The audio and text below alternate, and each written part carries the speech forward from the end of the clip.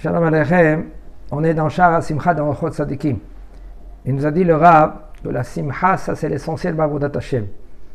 C'est ça qu'elle nous donne la foi, le bitachon et la emuna d'Avodat Hashem. La confiance à Avodat Hashem.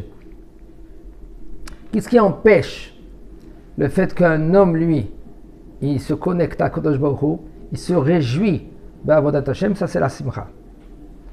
Le fait qu'un homme que lui qui se réjouit, il travaille la simcha, okay? Et bien là, doucement, il se colle à Kadosh Baruch Hu. Il dit Od yesh to'elet basimcha. Il y a encore une autre la simcha, to'elet, ça veut dire qu'est-ce que c'est bien, qu'est-ce que c'est rentable. La simcha, c'est quoi? Regardez. Shnei Anashim, la Gemara raconte, il y a deux hommes on raconte sur eux qu'eux, ils étaient venus en Olam Haba. Elia, on a vu Zachon le Tov, il était avec un Tana, Rabbi Yehoshua ben Levi, et puis Rabbi Yehoshua ben Levi lui disait, Rabbi Eliyahu, dis-nous, qui c'est qu'il est ici? Ben en Olam Haba. Il tourne, il regarde, il voit, il n'y a personne. Le lendemain, il voit... Encore Eliyahu Nevi Zachon le Tov, tous les jours il venait étudier avec lui. Et il dit, qui c'est ici, parmi ces gens qui a aussi, qui est Ben Olam Haba? Il dit, il regarde les gens, il n'y a personne. Troisième jour. Regardez combien de fois Eliyahu Nevi Zachon le Tov, lui, il cherche, qui c'est qu'il est Ben Olam Haba? Qui c'est Rabbi Yehoshua ben Levi Badaï? Il y a des Tanaïm, il y a des Amoraïm. On ne parle pas des Tanaïm maintenant. On parlait des gens qui sont autour. Des gens, ils regardaient. Troisième jour, tout d'un coup, ils voyaient toute histoire. Il faut être très vigilant. Moi, je dis tout le temps, on apprend des histoires, on voit des histoires, mais on ne sent pas des halakha le maaseh. Seulement si maintenant, ça n'a pas été dit clair. Les Chachamim nous ont dit clair que de cette histoire-là, il faut prendre halakha le maaseh. Une halakha de cela. D'accord?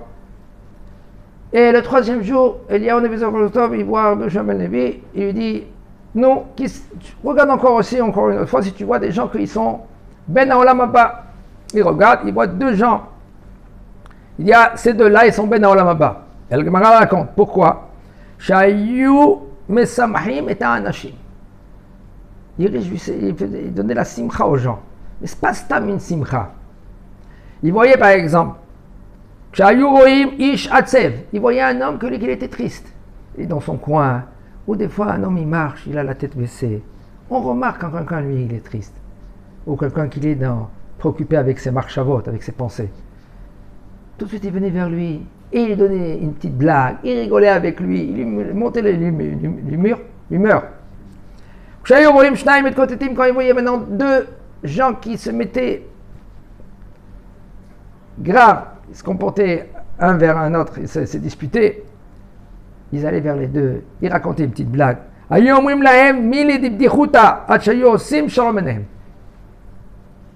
Jusqu'après, ils faisaient la paix entre les deux. Comme ça, il faisait Rabbi Akiva. Comme maintenant, avant qu'il commence maintenant la halakha, avant qu'il étudie la Torah, que des fois l'étude de la Torah, il faut approfondir dans la... Et là, tu rentres bien au fond de la halakha. Tu regardes si c'est comme ça la halakha, si c'est pas comme ça la halakha. La halakha elle dit matrilim b'mile d'ibdichuta liftoch et alev lilmod besimcha. Le Rav, avant de commencer à étudier, qu'est-ce qu'il fait? Il essaye de dire une petite blague. Bon, il faut faire très attention à cela. Pas trop rigoler dans le shiur, parce qu'après ça va dans tous les sens. Seulement c'est maintenant on va dire que pour approcher les gens. Quand un homme qui fait un shiur, il veut rapprocher les gens, il ne faut pas trop être sérieux parce que les gens après, ils ne vont pas rester au shiur. Maintenant, quand on va rapprocher quelqu'un que lui qui l'a compris, qu'est-ce que c'est Avodat Hashem? Il est en plein dedans et tout cela, avec une petite blague, un petit ignan, comme il faisait Rabbi Akiva. Pour Avodat Zara, selon Avodat Zara, on peut être mitloset, on peut se moquer. Ach lo simchat nevela ve simchat avalim. C'est pas une simcha qui est de la débauche et la simcha de n'importe quoi. La Torah, ça donne la simcha. C'est pour ça que Barbina Loalenu, un endeuillé, il n'a pas le droit d'étudier la Torah. Parce que la Torah, en fin de compte, qu'est-ce qui va se passer? Elle va te donner la joie. Un homme qui a, par exemple, des épreuves dans la vie, toutes sortes d'épreuves, avec la femme, avec les enfants, avec la maison, avec sa famille. En premier, il faut savoir, il nous dit le Rav, Ismach Gamken. Il faut qu'il se réjouisse, il faut qu'il est dans la joie. Parce que quand il comprend, ça c'est un travail, pas tous les jours, constamment. Un travail qu'un homme il est obligé de se faire sur lui. De comprendre, de savoir et de dire Rak me Hashem. Rak me Hashem. Tout ça vient de Hashem. Quand un homme il se dit tout c'est Hashem, mais là la simcha elle va venir en lui. וכן אמרו חכמים חביבים ייסורים ועוד אמרו חכמים כל השמח בייסורים שבאים אליו מביא ישועה לעולם. Les חכמים, qu'est-ce qu'ils faisaient les חכמים? Ils se réjouissaient de la ייסורים. ייסורים c'est des souffrances. Comme le Rav Sion Abba Shaul, Zechrono Bekadosh Kadosh Sevacha. Lui, il disait les ייסורים, la souffrance c'est fistuk halabi. Qu'est-ce que c'est fistuk halabi? Fistukim, qu'est-ce que c'est fistukim? David, les pistaches. Il y en a qui aiment les pistaches. Ils coupent, ils cassent les pistaches, ils les mangent. C'est comme tu manges des pistaches. Pourquoi le Rav il parle comme ça? Le Rav il parlait comme ça parce qu'il a compris. Il a compris que c'est le but dans ce monde-là. Qu'un homme qui a plus de yisurim, plus il est karov à Kadosh Baruch Hu. Plus il peut se porter, plus il est proche d'Akadosh Baruch Hu. C'est mieux dans ce monde-là que dans le monde futur. Après 120 ans. Parce que là-bas, c'est la machine à laver. Il y a beaucoup de sortes de machines à laver. Okay? Quand tu mets 1000 cylindres, ça tourne, d'accord? 1200, 1400, ça tourne. Et ça, le bonhomme là, maintenant, tout ça, la machine à laver là-bas, le Guéhinam, c'est rien pour nettoyer la Neshama. C'est ça le Guéhinam. Rien pour nettoyer. Alors c'est mieux qu'un homme, il dit, comme l'a dit, une poule, qu'elle est en plein dedans, dans la poussière. On lui dit, écoute, madame poule, tu veux que nous, qu'on te secoue, ou toi, tu te secoues toi-même. Alors, qu'est-ce qu'elle fait, la poule? Si maintenant elle veut, elle se lève, elle se secoue un peu, toute la poussière, elle prend. Et sinon, maintenant, on doit donner des coups à la poule pour lui enlever la poussière. Alors là, on va taper, Hachem Ishmor. Peut-être, je ne sais pas qu'est-ce qui va lui rester de cette poule-là, s'il va lui rester les plumes.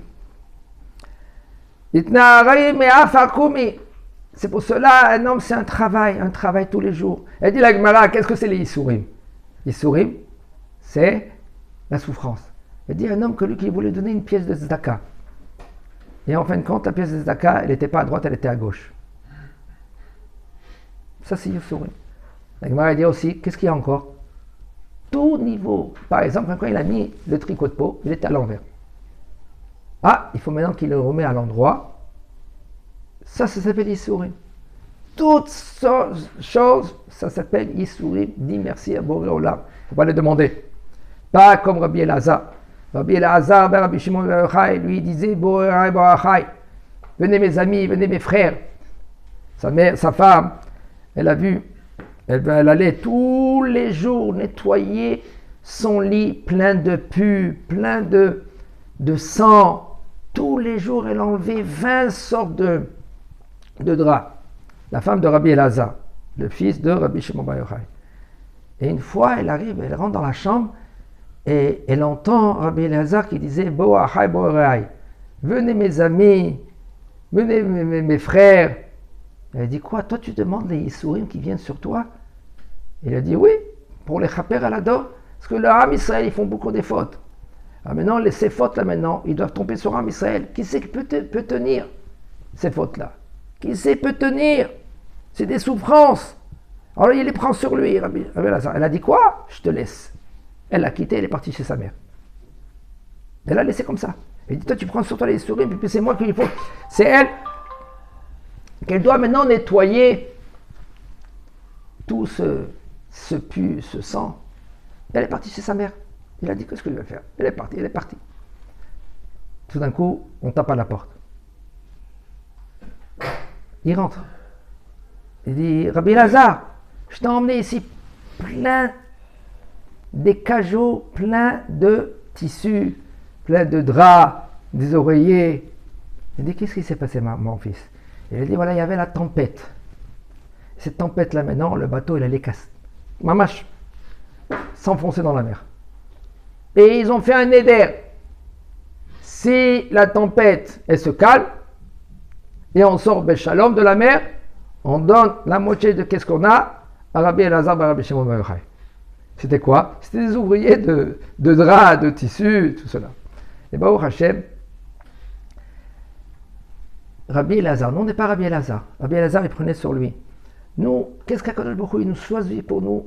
C'est de dire merci. Tov lehodot la Hashem. Ki yesh kamaraot asher sofam, qu'il y a des sortes de mal, qu'à la fin, c'est Tov.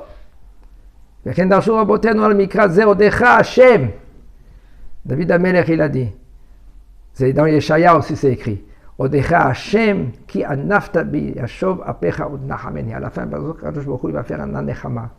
Comme maintenant, Am Israël, ils sont dans la galoute pendant 2000 ans. On souffre. Am Israël, ils sont éparpillés dans le monde entier. Mashal bishne bnei adam shalchu lavor besfina. Il y a un mashal, un parabole, il nous dit le Rav. Quelle parabole? Il y en a deux personnes qui courent pour attraper le bateau. Tout d'un coup, ils marchent sur quoi? Sur une épine. Un clou qui est rentré. Il commence à crier, il enlève le soulier, il commence, il commence à maudire la journée qu'il a. T'as vu quelle journée? Je dois attraper maintenant le bateau il est parti. Son copain là, il a pris le bateau, il a... Qu'est-ce qu'il a dit? Toute sa journée, il rentre chez lui, il est triste.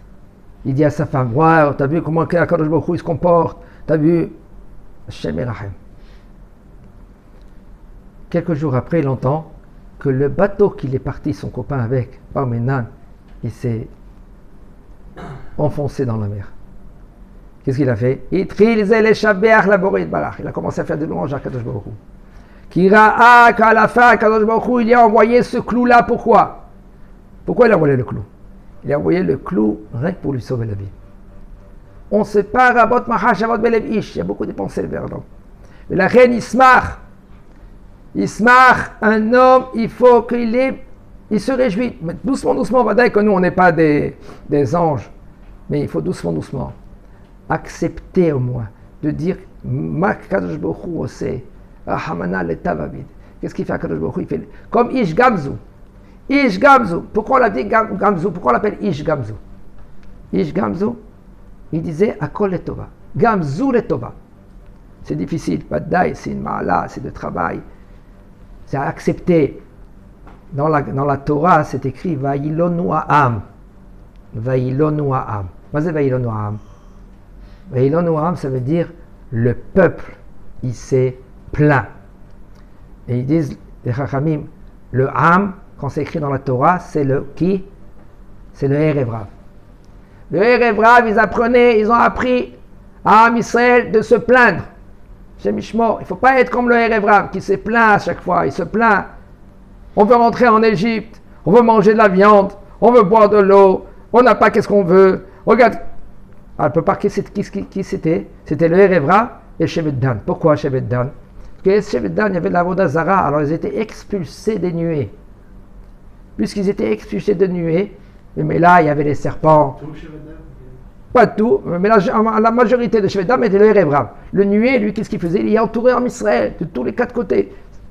Puisque maintenant, ils entouraient, on était sauvés. Beaucoup des serpents, des bêtes féroces, de tout. Et puisque maintenant, ils étaient entourés, mais le Erev Rav, non. Alors, ils allaient à chaque fois. Et en Israël, ils étaient là-bas. Ils apprenaient de qui? Ils avaient le Erev Rav à côté qui râlait. Maintenant, une seconde, une petite réflexion. Ish Gamzu. Qu'est-ce qui s'est passé avec Ish Gamzu? À chaque fois, il disait Gamzu le Tova, Gamzu le Tova, Gamzu le Tova. Une fois, il y avait un Hashem Erachem. Il y en a des Chachamim qui disent que il n'était pas correct ce bonhomme. Mais quand même qu'il n'était pas correct, Il y avait un homme, un pauvre, il crevait de faim. Il a vu Ish Gamzo sur le cheval. Il a dit, donne-moi à manger, donne-moi à manger.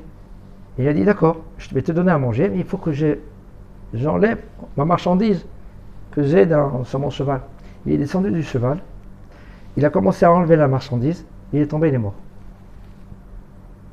Et il a tapé sur sa tête. Il a dit, ces yeux qu'ils ont vus, ils n'ont pas eu pitié de cet homme-là. On n'a pas le droit de faire comme ça. Lui, c'était un géant, un géant, un géant. Il a voulu que la capara, elle est dans ce monde-là. Il faut faire très attention de ne pas parler comme ça. Alors lui, c'était un des gdolim. Il a dit, les yeux qu'ils ont vus, qu'est-ce qu'ils ont vu? Hachem et Rahem, qu'il n'aura plus des yeux. Les mains, ils n'ont pas été rapides à aider à lui donner à manger. Ses pieds-là, qu'ils étaient feignants. Hachem et Rahem, tous ses membres, ses pieds, ses mains, ses yeux. On le mettait sur un lit, et ce lit-là, il était sur un bain autour de l'eau, pour pas qu'il y a des lézards, il y a des fourmis qui montent et qui le piquent. Il a pris tout ça sur lui, pourquoi? Il a pris cela parce que pour réparer dans ce monde-là. Parce que c'est un monde qui n'est pas éternité. C'est un monde qui est provisoire. Combien? 70 ans, 80, 90 ans. Et après quoi? Les bagages que tu as pris, c'est ça pour l'éternité. Ish Gamzo, tellement qu'il avait la confiance à Kadosh Baruch Hu. Il y avait la lèpre dans la maison. Et alors, ils ont commencé à prendre le lit pour le sortir de la maison. Il a dit, c'est bon, laissez le lit. Enlevez en premier les ustensiles. Oui, mais la maison, elle n'est pas solide. Il a dit, c'est bon. Tant que je suis là, la maison, elle ne va pas tomber. Ils ont enlevé tous les ustensiles. Après qu'ils ont enlevé tous les ustensiles, là, ils ont enlevé le lit, la maison, elle a croulé. Tellement la confiance qu'il avait, le bitachon, ben la émouna, ben la kadosh baruch hu. C'est pour cela qu'il était immense. Il faut faire très attention de ne pas d'apprendre des histoires et de faire halakha le maaseh. Les histoires, elles ont été données pour se renforcer, pour apprendre le Hamouna, le Bitachon qu'ils avaient nos ancêtres. Ils avaient les Gdolim. Il faut faire très attention parce que les histoires, ça renforce. Aval, pas faire halakha le maaseh pour pas après Shemishmo. On n'est pas au niveau, on est dans le petit niveau de Ish Gamzo. Ça suffit qu'un homme il dit, moi j'ai la confiance à Kadosh Baruch Hu. Ça suffit qu'un homme lui il se dit, voilà, Besséder. Maintenant, je vais être un peu plus Besimcha. Allez, je vais étudier Besimcha. Je vais travailler, je vais faire un mitzvot Besimcha. Je vais faire un Avodat Hashem Besimcha. Doucement, quand je vais faire une mitzvah, je vais faire de tout mon cœur. Quand je vais revoir mon prochain en face de moi, qu'est-ce que je vais faire? Je vais sourire. Mon frère, comment ça va? Ah, ouais, tu sais, qu'est-ce que j'ai passé? Ça va, allez, la vie elle passe. Souris. Tu vois ton prochain, donne une petite blague. Comme ça, lui, il rigole. Et tu lui dis, oh, tu m'as fait maintenant une simcha dans mon cœur que tu as rigolé. Tu as fait ce sourire-là. De réjouir ton prochain. Tu mets kayem mitzvat assez de la Torah. Tu fais sourire à ton prochain. Tu fais une kayem mitzvat assez min Torah. Hashem Yizakenu.